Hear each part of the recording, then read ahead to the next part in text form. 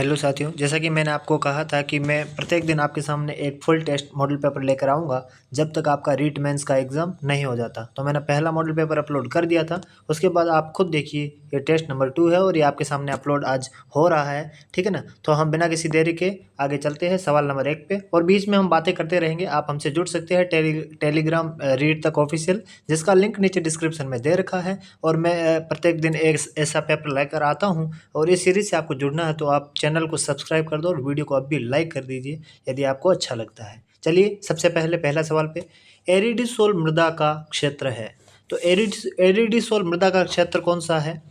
चूरू, सीकर, झुंझुनू, नागौर, जैसलमेर, बाड़मेर, गंगानगर, जयपुर, दौसा, टोंक, करौली, धौलपुर, बारां। तो पहले नंबर का जो सही आंसर है वो है ऑप्शन नंबर 1, चूरू, सीकर, झुंझुनू, नागौर। ये है एरिडीसोल। और एंटीसोल कौन सा है? जैसलमेर, बाड़मेर, गंगानगर वाला। ठीक है। अगला सवाल, क्वेश्चन नंबर 2, राजस्थान में मिट्टी का अवनालिका अपरदन सर्वाधिक किस नदी से होता है? तो अवनालिका अपरदन इंपॉर्टेंट सवाल है, आप सभी को पता है। दूसरे का जो सही आंसर है वो है ऑप्शन नंबर 2, चंबल नदी। अवनालिका अपरदन सबसे ज़्यादा चंबल नदी में होता है। ठीक है। अगला सवाल, क्वेश्चन नंबर 3, झालावाड़, बारां, कोटा, बूंदी जिलों के अधिकतर क्षेत्रों में पाई जाने वाली मिट्टी कौन सी है? वो मिट्टी है, 3 का उत्तर है क्वेश्चन ए, वर्टिसोल। जो काली मिट्टी है, स्वतः जुताई वाली मिट्टी है, जो पिछली बार रीट लेवल 1 में मेंस में पूछी थी। ठीक है ना। तो ये बहुत इंपॉर्टेंट सवाल है। अगला है, राजस्थान के निम्नलिखित जिलों में लाल लोमी मृदा पाई जाती है, मतलब कौन से जिलों में लाल लोमी मृदा पाई जाती है? तो आप खुद देख रहे हो, एक एक क्वेश्चन बहुत ही ज़्यादा इंपॉर्टेंट और PYQ है, क्योंकि आपको खुद को लग रहा है ये सवाल बहुत एकदम अपने लेवल के हैं। ठीक है ना। तो क्वेश्चन नंबर 4 का जो सही आंसर है वो है जयपुर और दौसा। लाल लोमी मिट्टी कहाँ पाई जाती है? जयपुर और सॉरी, ये गलत है, बांसवाड़ा और डूंगरपुर में। कहाँ पे? बांसवाड़ा और डूंगरपुर में। ठीक है ना। अगला सवाल है क्वेश्चन नंबर 5, निम्नलिखित में से कौन सा युग्म सही सुमेलित है? क्या है? सही सुमेलित है। इनमें से अलवर और जयपुर में दोमट मिट्टी है क्या? ठीक है ना। जो है दोमट मिट्टी सही है अलवर और जयपुर में। कोटा और झालावाड़ में काली मिट्टी आपको पता है। उदयपुर और चित्तौड़गढ़ में काली लाल मिट्टी है, लेकिन गंगानगर और हनुमानगढ़ में भूरी बलुई मिट्टी नहीं है। इसका तो सेकंड आंसर रहने वाला है। ठीक है। तो ऑप्शन नंबर 2 जो है इसका आंसर रहने वाला है। अगला सवाल आपके सामने, क्वेश्चन नंबर 6 नंबर जो क्वेश्चन है वो ये है, राजस्थान के मिट्टी के संबंध में निम्न में से कौन सा कथन सत्य नहीं है? मिट्टी के संबंध में कौन सा कथन सत्य नहीं है? छठे का, दक्षिण पूर्वी भाग में बेसाल्ट लावा के क्षरण से काली मिट्टी का निर्माण हुआ। बिल्कुल सही है, सॉरी, बिल्कुल ये सही है पहला। दूसरा है, दक्षिणी भाग में फॉस्फेटिक सेलों के क्षरण से मिश्रित लाल मिट्टी का निर्माण हुआ है। नहीं, अभी तो ऊपर वाला कह दिया, ये गलत है। तीसरा है, थार मरुस्थल में ग्रेनाइट और बलुआ पत्थर से बलुई मिट्टी का निर्माण हुआ है। ये बिल्कुल सही है। और अगला है, दक्षिण भाग में ग्रेनाइट, नीस और क्वार्टजाइट सेलों से लाल लोमी मिट्टी का निर्माण हुआ है। ये भी सही है। तो ऑप्शन नंबर 2 जो है इसका आंसर रहने वाला है। अगला है क्वेश्चन नंबर 7, प्रधानमंत्री नरेंद्र मोदी ने कहाँ से मृदा स्वास्थ्य कार्ड योजना की शुरुआत की थी? तो आप सभी को पता है, क्वेश्चन नंबर 7 का जो सही आंसर है वो है ऑप्शन नंबर 4, सूरतगढ़ से। सूरतगढ़ से प्रधानमंत्री नरेंद्र मोदी जी ने मृदा स्वास्थ्य कार्ड योजना की शुरुआत की थी। अगला सवाल है 8 नंबर, कपास की कृषि के लिए काली मिट्टी आदर्श क्यों मानी जाती है? 8 नंबर का जो आंसर है, यह पठारी भाग में पाया जाता है। बिल्कुल सही है। यह अधिक आर्द्रता ग्राही है। सही है। ये लावा से बनी होती है। सही है। लेकिन ये कह रहे हैं काली मिट्टी है। ये जो है ना, ये इसका आंसर माना है। ठीक है। आदर्श क्यों माना जाती है? क्योंकि ये काले रंग की है और काले रंग में इसमें कपास ज़्यादा पाया जाता है। ठीक है। तो ऑप्शन नंबर 2 उसका सही आंसर है। राजस्थान को जैतून की चाय बनाने का गौरव प्राप्त हुआ है। यह चाय कहाँ बननी आरंभ हुई? तो जैतून की चाय कहाँ बननी आरंभ हुई? तो 9वें का जो सही आंसर है वो है ऑप्शन नंबर 3, कोटा। अगला सवाल है, कथन ए, हनुमानगढ़ में खरीफ तिलहन में कथन ए क्या है? हनुमानगढ़ में खरीफ तिलहनों में मूंगफली, तिल, सोयाबीन तथा अरंडी शामिल है। और दूसरा है कथन बी, राजस्थान में रबी तिलहनों में राई, सरसों, तारामीरा तथा अलसी शामिल है। इनमें से कौन सा कथन सही है और गलत है आपको ये बताना है। तो क्वेश्चन नंबर 10 का जो सही आंसर है वो है ऑप्शन नंबर 1, कथन ए और 2 दोनों सही है। तो खरीफ में क्या है? तिलहन में मूंगफली, तिल और सोयाबीन और अरंडी। और रबी में है राई, सरसों, तारामीरा और अलसी। ठीक है। अब आगे चलते हैं क्वेश्चन नंबर 11, एशिया का सबसे बड़ा कृषि फार्म कौन सा है भाई? एशिया का जो सबसे बड़ा कृषि फार्म है वो है ऑप्शन नंबर 1 सूरतगढ़। अगला सवाल है क्वेश्चन नंबर 12, काजरी संस्थान की स्थापना कब हुई थी? तो 12वीं का जो सही आंसर है, काजरी संस्थान की जो स्थापना है वो हुई थी 1959 में। क्वेश्चन नंबर 13, राष्ट्रीय सरसों अनुसंधान केंद्र कहाँ है? सेवर भरतपुर में है। ठीक है ना। 13 का जो सही आंसर है वो है ऑप्शन नंबर सी। ठीक है ना। अगला है क्वेश्चन नंबर 14, निम्न में से खरीफ की फसल नहीं है, इनमें से खरीफ की फसल कौन सी नहीं है? तो 14 का जो सही आंसर है वो है ऑप्शन नंबर सी। 14 का क्या है? ऑप्शन नंबर सी, अरहर। ठीक है ना, ये खरीफ की फसल नहीं है, बाकी सब खरीफ की फसल है, चना, ज्वार, उड़द। अगला सवाल है क्वेश्चन नंबर 15, जायद की फसलों में शामिल है, इनमें से जायद की फसलों में कौन सा है? मसूर, मटर, अलसी, तरबूज, खरबूजा, ककड़ी, चावल, मूंगफली, अरंडी, सोयाबीन, कपास, गन्ना। तो 15 का जो सही आंसर है वो है ऑप्शन नंबर 2, तरबूज, खरबूजा और ककड़ी। चैती या दसमक गुलाब की खेती कहाँ होती है भाई? 16 नंबर का जो सही आंसर है वो आप सभी को पता है, राजसमंद इसका आंसर है। चैती और दसमक गुलाबों की खेती कहाँ होती है? राजसमंद में होती है। ठीक है। अगला सवाल है क्वेश्चन नंबर 17, ईसबगोल का मुख्य उत्पादन केंद्र कौन सा है? ईसबगोल का मुख्य उत्पादन केंद्र कौन सा है? राजस्थान है। अगला क्वेश्चन नंबर 18, 2001 की जनगणना के अनुसार राजस्थान की किन शहरों की आबादी 5 लाख से अधिक है? जो बड़ी बड़ी सिटी है उनमें 5 लाख से अधिक है। तो 18 का जो सही आंसर है वो है ऑप्शन नंबर 2, जयपुर, जोधपुर, कोटा, बीकानेर, अजमेर। ठीक है ये। अगला सवाल है आपके सामने क्वेश्चन नंबर 19, 2011 की जनगणना के अनुसार राजस्थान में महिला साक्षरता प्रतिशत कितना है? इंपॉर्टेंट सवाल है। 19 नंबर का जो सही आंसर है वो है 52.1%। अगला सवाल है क्वेश्चन नंबर 20, राजस्थान का वह जिला जिसकी 2001 से 2011 के मध्य दशकीय जनसंख्या वृद्धि दर प्रतिशत सर्वाधिक है। तो 20वें का जो सही आंसर है वो है ऑप्शन नंबर 3। सॉरी, इन्होंने ऑप्शन नंबर 3 बताया है, लेकिन इसका आंसर है ऑप्शन नंबर 2, बाड़मेर। अगला है 21, राजस्थान की जनगणना 2011 के अनुसार राजस्थान में ग्रामीण क्षेत्र बाल लिंगानुपात 0 से 6 आयु वर्ष का था। कितना बाल लिंगानुपात था? 21। 21वें का जो सही आंसर है वो है ऑप्शन नंबर 2, ग्रामीण बाल लिंगानुपात कितना? 892। अगला सवाल है क्वेश्चन नंबर 22, आप बताते चलिए आपको कैसा लग रहा है, आप कमेंट जरूर करके जाइएगा आपको कैसा लगा और क्या इसमें सुधार चाहिए। राजस्थान की जनसंख्या के संबंध में सही सुमेलित है, आपको इसमें से सही सुमेलित करना है। ठीक है ना। तो आप सभी को पता है इसमें 22 का जो आंसर है 22 का वो है ऑप्शन नंबर 1, मतलब ए का है 4। दशक की वृद्धि दर कितनी है? 21.31% है राजस्थान की। ठीक है ना। और लिंगानुपात कितना है? 928 है। साक्षरता कितनी है? 66.1 है। और घनत्व कितना है? 200 व्यक्ति प्रति वर्ग किलोमीटर। ये चारों बहुत नॉर्मल है और इम्पोर्टेंट है। ठीक है ना। और लेवल 1 में यही लेवल एकदम बराबर है। 23 का है, 2011 की जनगणना के अनुसार राजस्थान में किस जिले में ग्रामीण महिला साक्षरता सर्वाधिक है? ग्रामीण महिला साक्षरता दर ग्रामीण में सर्वाधिक कहाँ पे है? तो 23 का जो सही आंसर है वो है ऑप्शन नंबर 4, झुंझुनू में जो है ग्रामीण साक्षरता दर सर्वाधिक है। अगला सवाल है कथन, राजस्थान में जनसंख्या वितरण असमान है। बिल्कुल सही है। और कारण है राजस्थान में जलवायु तथा उच्चावचीय कारकों में विविधता पाई जाती है, ये भी सही है। तो कथन व कारण दोनों सही है। तो 24 का जो सही आंसर रहने वाला है वो है ऑप्शन नंबर 1। क्वेश्चन नंबर 25, 2011 की जनगणना के अनुसार सुमेलित करना है आपने को। तो सुमेलित क्या करना है? 25 का जो सही आंसर इन्होंने माना है वो है ऑप्शन नंबर 2, मतलब ये वाला। इसमें अपन देखते हैं ए का 1 है, मतलब कुल साक्षरता दर कितनी अभी पड़ी थी? 66.1 है। ठीक है। बी का 4 है। कुल पुरुष साक्षरता कितनी है? 79.2, 79.2। कुल महिला साक्षरता अभी हमने पढ़ी थी 52.1 है। ग्रामीण साक्षरता कितनी है? ग्रामीण साक्षरता है डी का 3, 61.4। और शहरी साक्षरता है 79.7। ठीक है ना। तो शहरी साक्षरता और कुल साक्षरता लगभग आसपास है। ठीक है ना। चलिए अगला सवाल, क्वेश्चन नंबर 26, भीलों के गांव के मुखिया क्या कहलाते हैं? भीलों के जो गांव हैं उसके मुखिया क्या कहलाते हैं? 26 का जो सही आंसर है वो है ऑप्शन नंबर डी, गमेती। ठीक है। अगला सवाल है, निम्नलिखित में से जनजाति में वालर लोक नृत्य किस जनजाति द्वारा लोकप्रिय है? वालर आप सभी को पता है। 27 का जो सही आंसर रहने वाला है वो है गरासिया। अगला सवाल है, तारा भात की ओढ़नी राजस्थान की किन स्त्रियों की लोकप्रिय वेशभूषा है? तो तारा भात की ओढ़नी किन की वेशभूषा है? तो 28 का जो सही आंसर रहने वाला है ऑप्शन नंबर सी, आदिवासियों की।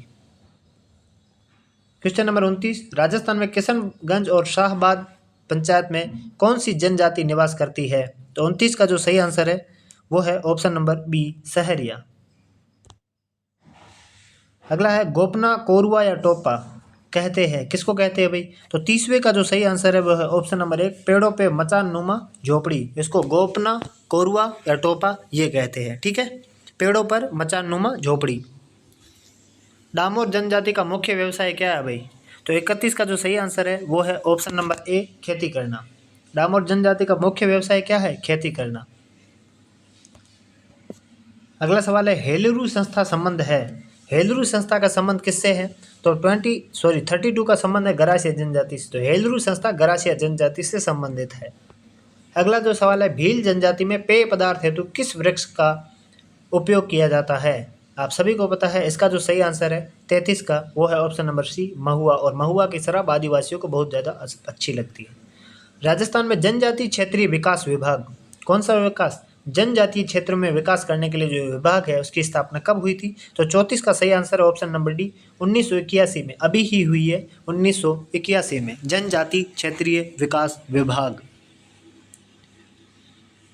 राजस्थान में सूर्योदय एवं सूर्यास्त सबसे पहले कहाँ पे होता है? तो 35 का जो सही आंसर है वो है ऑप्शन नंबर 1, धौलपुर। अगला है, राजस्थान के वे जिले जो 2 राज्यों की सीमाओं से लगते हैं। राजस्थान के वे जिले जो 2 राज्यों की सीमाओं से लगते हैं वे कौन से हैं? तो 36 का जो सही आंसर है वो है सी, भरतपुर, ठीक है, 2 राज्यों की सीमाओं से लगते हैं। तो 36 का इन्होंने जो माना है वो है option number D, sorry C नहीं, ऑप्शन नंबर डी, उपरोक्त सभी, ठीक है। अगला सवाल है, भोराट का पठार किसके मध्य स्थित है? वह है 37 का जो सही आंसर है ऑप्शन नंबर बी, कुंभलगढ़ व गोगुंदा के बीच।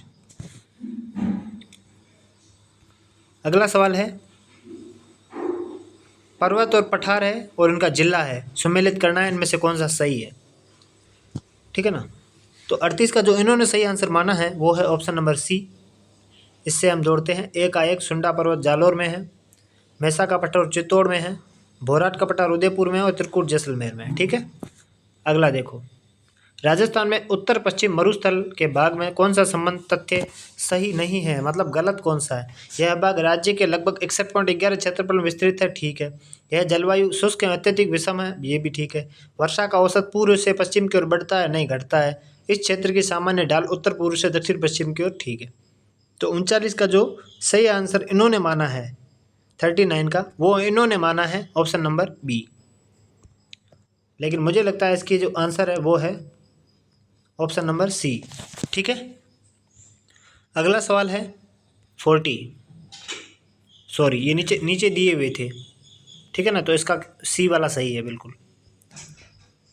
राजस्थान के किस जिले में रण का बाहुल्य है? रण कहाँ पे है? तो 40 का जो सही आंसर है वो है ऑप्शन नंबर डी, जैसलमेर। रण कहाँ पे है? जैसलमेर में है। अगला है, अरावली पर्वत श्रृंखला के प्रमुख दर्रे कौन से हैं? ठीक है ना, अरावली के कौन से है? तो 41 का जो सही आंसर हो जाएगा वो है ऑप्शन नंबर 3, केवड़ा की नाल और हाथीगुड़ा की नाल। देसूरी नाल तो है लेकिन सिप किला नहीं है। रोहितांग और नाथुला ये तो अपने है ही नहीं। अगला है, राजस्थान का वह कौन सा जिला है जिसमें एक नगर लगभग 1300 मीटर की ऊंचाई पर स्थित है? वह कौन सा जिला है? 42 का जो सही आंसर है वो है option number C, Mount Abu इसमें है, सिरोही में। नाकोड़ा पर्वत स्थित है। नाकोड़ा पर्वत कहाँ पे स्थित है भाई? तो इसका जो 43 का सही है इन्होंने माना है वो ऑप्शन नंबर 1, जालोर और बाड़मेर में नाकोड़ा पर्वत है। सर्वाधिक अंतर्राष्ट्रीय सीमा वाला जिला कौन सा है? 44 का जो सही आंसर है वह है ऑप्शन नंबर 1, जैसलमेर। अगला है, पश्चिम मरुस्थलीय रेतीला शुष्क मैदान में वर्षा का वार्षिक औसत कितना है? तो 45 का जो सही आंसर है वह है ऑप्शन नंबर एक 20 सेंटीमीटर। पश्चिमी मरुस्थल या रेतीला शुष्क मैदान में वर्षा का वार्षिक औसत कितना है? 20 सेंटीमीटर है। अगला है, राजस्थान सरकार ने मनरेगा में किस बजट में रोजगार दिवसों की संख्या 100 से बढ़ाकर 125 दिन करने की घोषणा की थी? तो ये की थी इन्होंने 46 का जो सही आंसर है वह है ऑप्शन नंबर एक 2022-23 में। इसके बाद अगला सवाल है 47।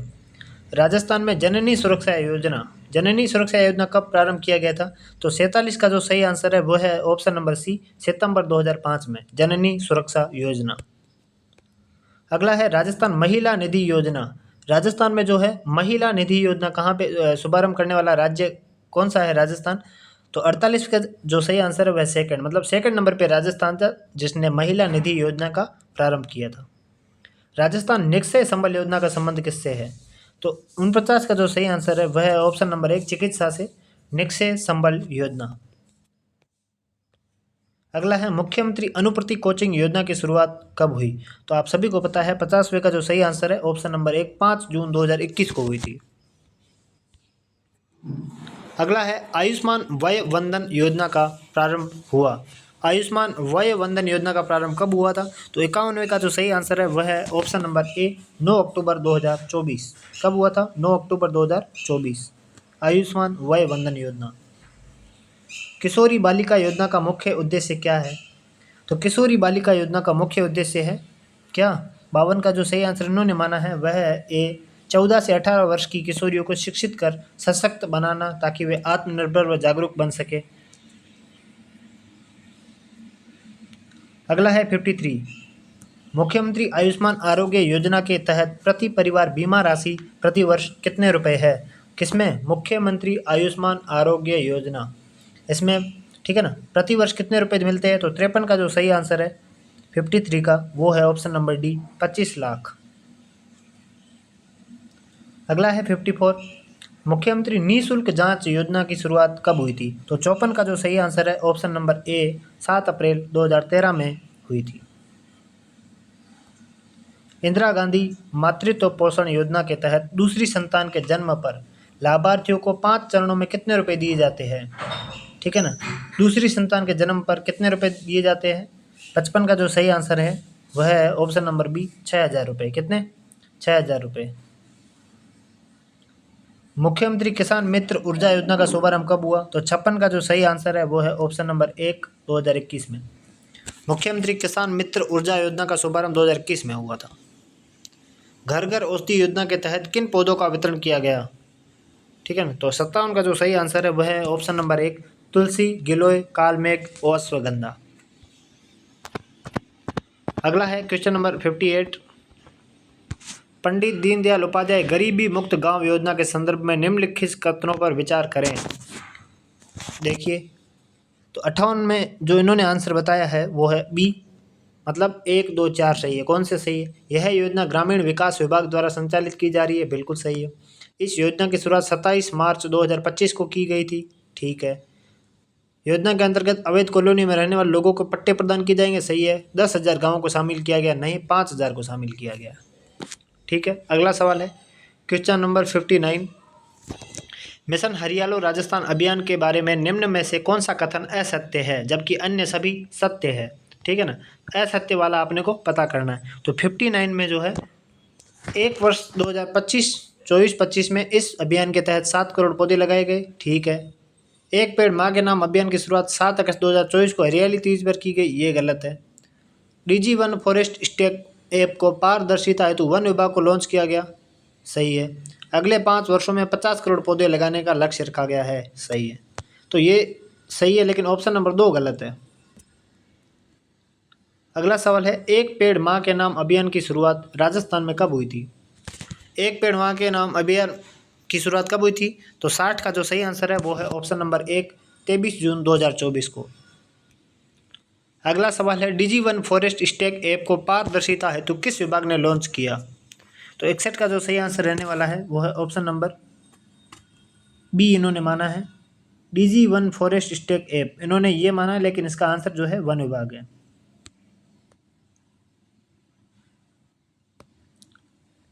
निम्नलिखित में से कौन सा कथन नमो ड्रोन दीदी योजना से संबंधित गलत है। निम्नलिखित में से कौन सा कथन नमो ड्रोन दीदी योजना से संबंधित गलत है? ठीक है ना, तो 62 का जो आंसर है इन्होंने माना है ऑप्शन नंबर डी को, ये गलत माना है, बाकी सही है। योजना का उद्देश्य महिला समूह सहायता को ड्रोन तकनीकी से सशक्त बनाना है ताकि वे कृषि सेवाएं प्रदान कर सके। नमो ड्रोन दीदी में पहला बात सही है। योजना के अंतर्गत ड्रोन की कीमत पर 80% सब्सिडी दी जाती है, अधिकतम 8 लाख रुपए, ये भी सही है। योजना की शुरुआत मार्च 2024 में कोटा जिले से की गई, ये भी सही है। इस योजना का उद्देश्य केवल 10,000 नहीं है, ठीक है ना, तो ये वाला गलत था। अगला है 63, निम्नलिखित में से कौन सा कथन सोलर दीदी योजना से संबंधित सही नहीं है? कौन सा? सोलर दीदी योजना। तो 63 का जो सही आंसर है, योजना के तहत 2025-26 के बजट में सोलर दीदी मानदेय कैडर की स्थापना की जाएगी, सही है। इस योजना के पहले चरण में 25,000 स्वयं सहायता समूहों की एसएचजी की महिलाओं को प्रशिक्षित किया जाएगा, बिल्कुल सही है। यह योजना महिलाओं पुरुषों को प्रशिक्षित करने के उद्देश्य से शुरू की गई नहीं है। सोलर दीदी योजना का उद्देश्य ग्रामीण क्षेत्र में महिलाओं को सौर पैनल इंस्टॉलेशन और रख रखाव में प्रशिक्षित करना सही। तो ऑप्शन नंबर सी इसका गलत है और इसका आंसर हो जाएगा सी। अगला सवाल है क्वेश्चन नंबर 64, निम्नलिखित में से कौन सा कथन सही नहीं है? लखपति दीदी योजना का उद्देश्य महिलाओं को आत्मनिर्भर और उद्यमी बनाना है, ठीक है ना, तो 64 का क्या है? सही है, बिल्कुल सही है। लखपति दीदी योजना के तहत महिलाओं को 1.5% ब्याज पर 1 लाख का ऋण मिलता है, सही है। लखपति दीदी योजना का लक्ष्य 10 लाख महिलाओं को लखपति दीदी बनाना है, ठीक है ना, तो 64 का ये वाला गलत है। लखपति दीदी योजना में बॉन्ड 1 लाख से 1.5 लाख कर दिया गया है, ठीक है, तो इसका जो सी नंबर है ये गलत है। अगला है 65, विश्वकर्मा पेंशन योजना के बारे में निम्नलिखित कथनों पर विचार कीजिए, ठीक है ना, तो 65 का जो है, इस योजना का लाभ 41 से 45 वर्ष के असंगठित श्रमिकों, स्ट्रीट वेंडर और लोक कलाकारों को मिलता है, बिल्कुल सही है, विश्वकर्मा पेंशन योजना। अगला है योजना के तहत मासिक आय 20,000 से कम होनी चाहिए, नहीं, योजना के लिए ई श्रम पोर्टल पर पंजीकरण अनिवार्य है। और अगला है, इस योजना में लाभार्थी को 60 वर्ष के बाद 5,000 प्रति माह पेंशन मिलती है, तो इसका जो सही आंसर है ए व सी दोनों है, ठीक है। व्यक्तित्व का कुसमायोजन प्रकट करता है, यदि किसी का कुसमायोजन होता है तो वो क्या प्रकट करता है? 66 का जो सही आंसर है वो है ऑप्शन नंबर डी, ये सभी बातें उसमें प्रकट होती है, आक्रमणकारी रूप में, झगड़ालू प्रवृत्ति और पलायनकारी प्रवृत्ति। अगला सवाल है 67, फ्रायड की व्यक्तित्व अध्ययन विधि क्या कहलाती है? तो 67 का जो सही आंसर है ऑप्शन नंबर सी, मनोविश्लेषण सिद्धांत, ठीक है। अगला सवाल है, वुडवर्थ ने व्यक्तित्व के शील गुणों की संख्या कितनी बताई है? वुडवर्थ ने कितनी संख्या बताई है? तो ऑप्शन नंबर इसका जो सही होने वाला है 68 का वो है सी, 12 बताई है। शील गुणों की संख्या कितनी बताई? वुडवर्थ ने 12, लेकिन केटल ने 16। जुंग ने व्यक्तित्व का वर्गीकरण कितने भागों में किया है? 69 का जो सही आंसर है वो है ऑप्शन नंबर 2, 3 भागों में। जुंग ने कितने प्रकार बताए? 3। व्यक्तित्व मापन की किस विधि में व्यक्ति को चित्र दिखाकर उसके आधार पर लिखी गई कहानी के विश्लेषण द्वारा व्यक्तित्व का मूल्यांकन किया जाता है? 70 का जो सही आंसर है ऑप्शन नंबर 2, मापदंड मूल्यांकन विधि। इसमें क्या किया जाता है? व्यक्ति को चित्र दिखाकर उसके आधार पर लिखी गई कहानी, ठीक है ना, उसका जो है विश्लेषण किया जाता है और मूल्यांकन किया जाता है। अगला सवाल है, वातावरण द्वारा बालक पर पड़ने वाला प्रभाव है। बालक चहुमुखी विकास, बुद्धि पर प्रभाव, मानसिक विकास पर प्रभाव, और 71 का डी, तो 71 का डी है, सभी पे प्रभाव पड़ता है। वंशानुक्रम का नियम कौन सा है? 72, इसका जो है बीज कोष की निरंतरता का सिद्धांत है, प्रत्यागमन का सिद्धांत है, संक्रमण का सिद्धांत है, तो इसका जो है वंशानुक्रम का सिद्धांत कौन सा है? सारे हैं। निम्न में से कौन सा कथन सही नहीं है? कौन सा कथन सही नहीं है? गलत है, मतलब 73 में जो है विकास लंबवत न होकर वर्तुलाकार होता है, बिल्कुल। विकास की गति की दर एक सी रहती है, नहीं। सामाजिक विकास मस्तिष्क उद्यमुखी क्रम में होता है, सही है। विकास केंद्र से बाहर की ओर होता है, सही है, ये वाला गलत है, ऑप्शन नंबर 2, एक सी स्पीड नहीं होती। बालक का विकास प्रभावित होता है वंशानुक्रम में वातावरण दोनों से। अगला है 75, निम्नलिखित में से किस दृष्टिकोण की मान्यता है कि बाल विकास एक सतत प्रक्रिया नहीं है? ठीक है ना, तो ऐसा कौन मानता है कि बाल विकास एक सतत प्रक्रिया नहीं है? तो 75 का जो सही आंसर है वह है ऑप्शन नंबर ए, पियाजे का संज्ञानात्मक विकास का सिद्धांत। बाकी सारे सतत प्रक्रिया मानते हैं। 76वीं प्रथम पीढ़ी के कंप्यूटर उपयोग करते थे। प्रथम पीढ़ी के कंप्यूटर में क्या उपयोग करते थे? तो इसका जो सही आंसर है वो है वैक्यूम ट्यूब। अगला है 77, निम्न में से डाटा की सबसे छोटी इकाई कौन सी है? तो 77 का जो सही आंसर रहने वाला है वो है ऑप्शन नंबर बी, बिट। अगला है माउस में राइट बटन का कार्य क्या होता है? तो 78 का जो है सी सही आंसर होगा, विकल्प खोलना। ठीक है, राइट बटन का कार्य क्या होता है? विकल्प को खोलना। अगला सवाल है आपकी स्क्रीन पर 79, विंडोज़ में कंट्रोल+C शॉर्टकट उपयोग किया जाता है। कंट्रोल+C क्यों उपयोग किया जाता है? कॉपी करने के लिए। किस चीज़ के लिए? कॉपी करने के लिए। अगला है 80, एबेकस को किस देश के लोगों ने बनाया था? 80 का जो सही आंसर है, एबेकस को किस देश के लोगों ने बनाया था? तो इसका सही आंसर है 80 का ऑप्शन नंबर ए, चीनी लोगों ने। अगला सवाल है अर्जित गुणों का स्थानांतरण इस नियम के समर्थक है। अर्जित गुणों के स्थानांतरण का समर्थक कौन है? तो 81 का जो सही आंसर है वो है लेमार्क। अगला है व्यक्ति का विकास में कोई हाथ नहीं होता बल्कि प्रकृति ही सब कुछ निर्भर करती है। मतलब प्रकृति को ज़्यादा जोर कौन दे रहा है इसमें से व्यक्ति के विकास में? तो 82 का जो सही आंसर है वह है ऑप्शन नंबर 1, डार्विन। डार्विन कह रहा है सब कुछ प्रकृति पे डिपेंड करता है। अगला है 83, लाठी सीरीज क्षेत्र राज्य के किस जिले में स्थित है? तो 83 का है लाठी सीरीज राज्य के किस जिले में स्थित है? वो है जैसलमेर में। अगला है राजस्थान का सबसे आर्द्र जिला कौन सा है? सॉरी, आर्द्र स्थान। आर्द्र स्थान कौन सा है? तो 84 का जो सही आंसर रहने वाला है वो है option number C, Mount Abu. अगला है आडा वाला पर्वत राजस्थान के किस जिले में स्थित है? कौन सा पर्वत? आडा वाला पर्वत। 85 का जो सही आंसर है वो ऑप्शन नंबर डी, बूंदी में है। ये सारे इतने इंपॉर्टेंट सवाल है, हर सवाल पिछले एग्जाम में आया हुआ है।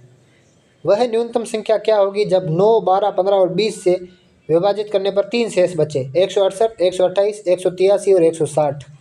तो 86 का जो सही आंसर है वो ऑप्शन नंबर सी, 183। अगला सवाल है निम्नलिखित में से कौन सी संख्या 840 का सही अभाज्य गुणनखंड है? 840 का सही अभाज्य गुणनखंड कौन सा है? तो 87 का जो सही आंसर है वो है ऑप्शन नंबर बी। ये आपको सोल्व करना है। ठीक है, दो संख्याएं 3:4 के अनुपात में है तथा इसकी लघुत्तम समापवर्ती 84 है, तो इनमें से छोटी संख्या कौन सी है? तो 88 का जो सही आंसर रहने वाला है ऑप्शन नंबर डी। अगला है 89, 6, 7, 8 का एलसीएम 336 है, तो एचसीएफ क्या होगा? तो 89 का जो सही आंसर रहने वाला है ऑप्शन नंबर बी, 1। 400 रुपये में एक वस्तु को बेचने पर एक डीलर को 6% की हानि हुई, तो वस्तु का क्रय मूल्य क्या होगा? तो 90 का जो सही आंसर है वो है 425.53। एक व्यक्ति 120 रुपये की वस्तु को 9% लाभ पर बेचता है, उस वस्तु का विक्रय मूल्य क्या है? तो 91 का क्या है? सही आंसर 91 का हो जाएगा ऑप्शन नंबर बी, 130.8। अगला है 92, 3,000 रुपये मूलधन एवं 7% वार्षिक की दर से 3 वर्ष और 4 वर्ष के साधारण ब्याज का अंतर क्या होगा? तो 92 का जो सही आंसर है ऑप्शन नंबर डी, 210। कितने प्रतिशत वार्षिक सरल ब्याज की दर से 1,800 रुपये 2 वर्षों में 21,600 रुपये हो जाएंगे? सॉरी, 18,000 रुपये 2 वर्षों में 21,600 रुपये हो जाएंगे? तो 93 का जो सही आंसर रहने वाला है ऑप्शन नंबर 1। अगला है 94, वृत्त के केंद्र पर बने कोणों का योग क्या है? तो वृत्त के जो केंद्र है उस पर बने कोणों का योग कितना होता है? तो 94 का सही आंसर जो रहने वाला है ऑप्शन नंबर 1, 360। सरल कोण का मान कितना होता है? 95 का सही आंसर है ऑप्शन नंबर सी, 2 समकोण के बराबर। जब 2 रेखाएं आगे बढ़ाने पर किसी बिंदु पर काटे तो वे रेखाएं क्या कहलाती है? तो 96 का जो सही आंसर है ऑप्शन नंबर सी, प्रतिच्छेदी रेखाएं। एक तल पर कितनी रेखाएं खींची जा सकती है? 97 का सही आंसर है ऑप्शन नंबर सी, अनंत। 98, 6,000 रुपये का 10% चक्रवर्ती ब्याज की दर से 2.5 वर्ष का चक्रवर्ती ब्याज बताओ। तो 98 का जो सही आंसर रहने वाला है ऑप्शन नंबर बी, 1623। 5,000 का 8% चक्रवर्ती ब्याज की दर से 2 वर्ष का चक्रवर्ती ब्याज क्या होगा? तो 99 का जो सही आंसर है option number option number C, 832। अगला सवाल है आपके सामने 100। 40 और 64 का HCF क्या होगा? तो 100 का जो सही आंसर है ऑप्शन नंबर ए, 8। वीणा पाणी में प्रयुक्त समास कौन सा है? तो 101 का जो आंसर है बहुव्रीहि। वीणा है पानी में जिसके, मतलब सरस्वती जी। हीन भावना शब्द में प्रयुक्त समास कौन सा है? 102 का सही आंसर है ऑप्शन नंबर 2, कर्मधारय। और 103 है, सदैव शब्द में संधि कौन सी है? 103 का जो सही आंसर है वो है ऑप्शन नंबर 1, वृद्धि संधि, सदा प्लस एव, सदैव। प्रत्येक शब्द में प्रयुक्त समास है, प्रत्येक में 104 में कौन सा समास है? ऑप्शन नंबर बी, अव्ययी भाव। ठीक है। सदाचार का संधि विच्छेद क्या होगा? 105 का जो सही है सत प्लस आचार।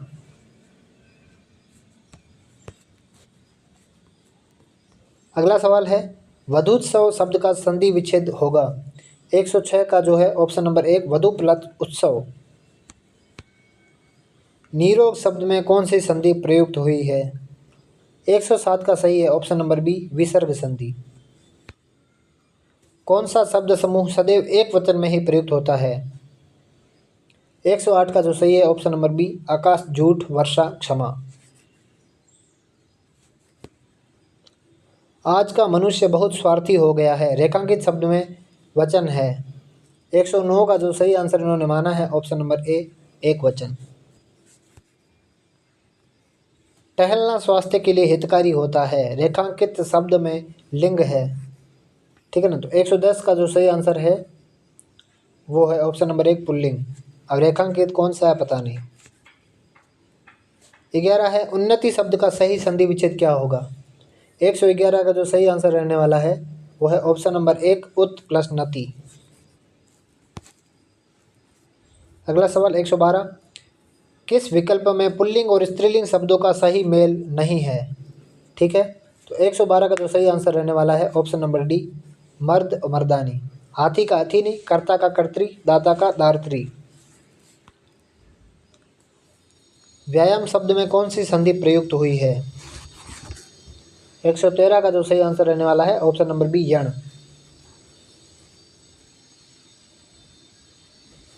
अगला है 114, कवि का स्त्रीलिंग रूप क्या होगा?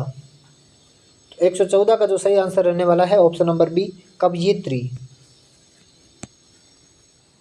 अगला है 115, मान सम्मान में प्रयुक्त समास है। 115 का जो सही आंसर रहने वाला है ऑप्शन नंबर बी, द्वंद्व समास, मान और सम्मान। अगला है चौमासा शब्द का समास विग्रह होगा। चौमासा का, ठीक है ना, 4 मासों का समूह। तो 116 का जो सही आंसर रहने वाला है ऑप्शन नंबर ए।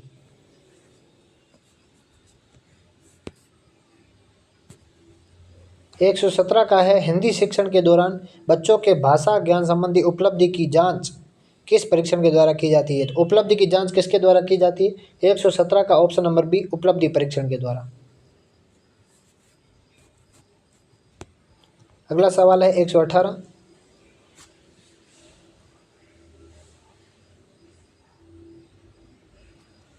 ममता हिंदी भाषा में बोलते समय कई बार अटकती है, आप क्या करेंगे? तो 118 का जो है उसे प्रवाहपूर्ण अभिव्यक्ति के नमूने सुनाएंगे और कहेंगे कि उसे हूबहू ऐसा ही बोलना है, रटाना है? बिल्कुल नहीं रटाना। कक्षा में बाकी बच्चों से कहेंगे कि ममता के समझ प्रवाहपूर्ण अभिव्यक्ति के नमूने प्रस्तुत करें, ये भी गलत है। कक्षा में केवल ममता को बार बार बोलने के लिए कहेंगे, ये भी गलत है। धैर्य रखते हुए सहज अभिव्यक्ति के लिए प्रोत्साहित करेंगे, ये सही है। अगला है 119, निम्नलिखित में से भाषा शिक्षण की चुनौतियां हैं। तो क्या चुनौतियां हैं?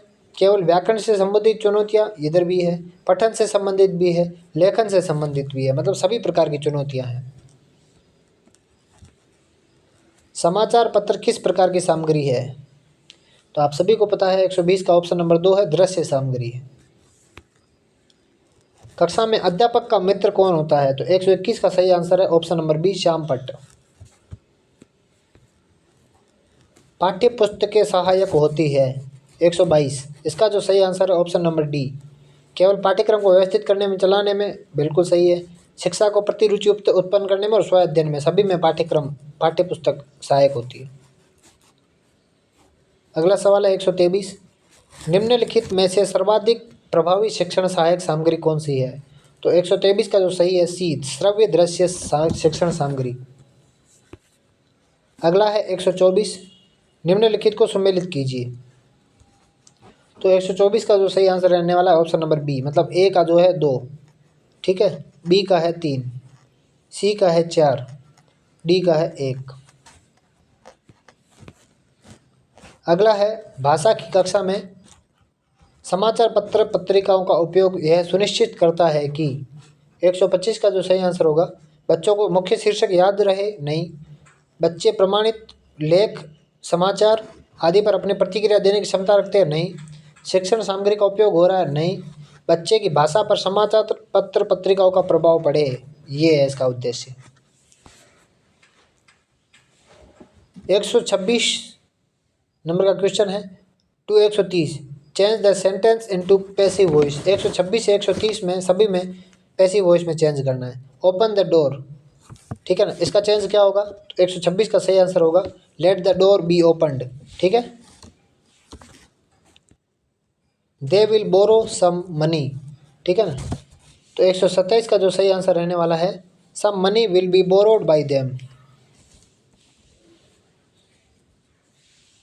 अगला है 128, can she control the situation, क्या वो सिचुएशन को कंट्रोल कर सकती है? तो इसका सही आंसर क्या रहने वाला है 128 का? Option number B, can the situation be controlled by her, ठीक है ना। अगला सवाल, do you like the rooms 129। तो 129 का क्या होगा?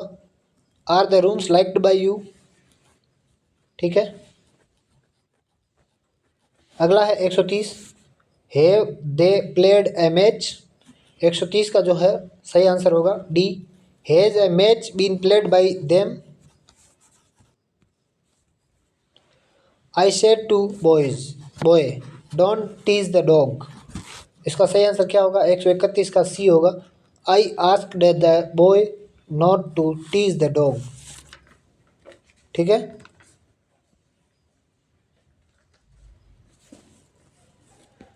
132 का होगा shall I carry your bag, क्या होगा? Shall I carry your bag, इसका होगा 132 का option number C, he asked me if he should carry my bag. The principal said to a new student what is your name. तो 133 का जो सही answer रहने वाला है option number D, the principal asked a new student what is your name was, what his name was.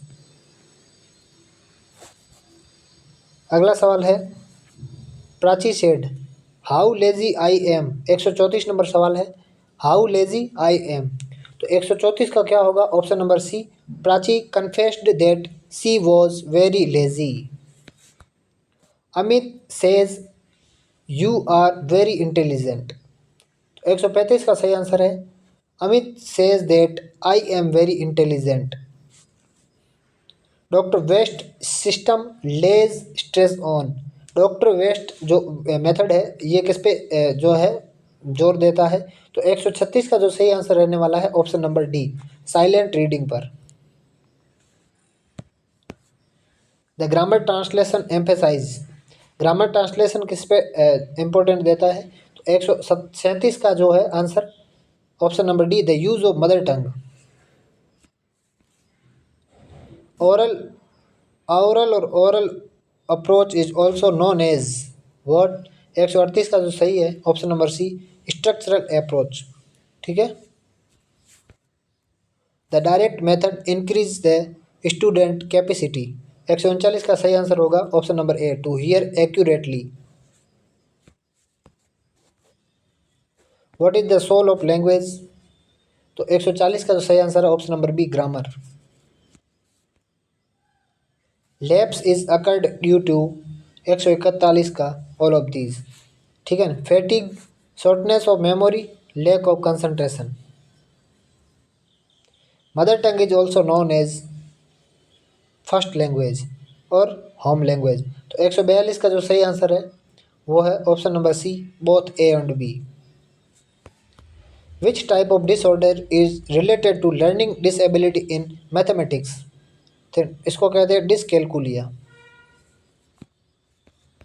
144 का है what is multilingualism? तो what is multilingualism? Option number B, use of two और more language. How a teacher should teach a child with learning disability? 145 का जो सही answer है option number सी, पे individual attention. सही है। Motivate the student to learn, ये भी सही है, दोनों करना है। अगला है 146, बैग एंड बैगेज। इसका मतलब क्या होता है? 146 का जो सही आंसर है option number A, with all belongings. To miss the boat. 147 का जो सही आंसर है ऑप्शन नंबर 4 का ए, टू मिस एन अपॉर्चुनिटी। अगला है एक्सपर्ट। ठीक है ना, 148 है। इसका आपको बताना है option number one sided. De facto, इसका मतलब क्या होता है? 149 का ऑप्शन नंबर सी, इनफैक्ट और really. Out of the wood, इसका क्या मीनिंग है? 150 का जो है, फ्री फ्रॉम ट्रबल्स। ठीक है, तो इस प्रकार से हमने जो है मॉडल पेपर 2 का जो है सॉल्यूशन किया। आपको बहुत अच्छा लगा होगा, क्योंकि ये जो पेपर है इसका जो लेवल है एकदम अपनी एग्ज़ाम के लेवल 1 के एग्ज़ाम के लेवल का है। इसलिए मैं ये ढूंढ कर इस प्रकार के मॉडल पेपर ला रहा हूँ आपके लिए, और लगातार एग्ज़ाम तक लाएंगे। इसलिए आपका सपोर्ट बहुत ज़्यादा ज़रूरी है। आप ज़्यादा से ज़्यादा लोगों को जो है रीट के स्टूडेंट हैं उनको इस चैनल से जोड़ें। रीट लेवल 1 से रीट लेवल 2 का जो भी स्टूडेंट हो उसको इस चैनल से जोड़े, बिल्कुल फ्री आपकी मदद के लिए ये सब किया जा रहा है। तो आपकी हमें मदद भी चाहिए। आप सब्सक्राइब करें, शेयर करें, लाइक करें और कमेंट सबसे ज़्यादा करें। ऐसा करेंगे तो इस चैनल को मदद मिलेगी और ये बहुत ज़्यादा लोगों तक पहुँच पाएगा। आपका बहुत बहुत स्वागत। ऐसे ही मिलते हैं ऐसे नेक्स्ट वीडियो में। राधे राधे, जय श्री कृष्ण।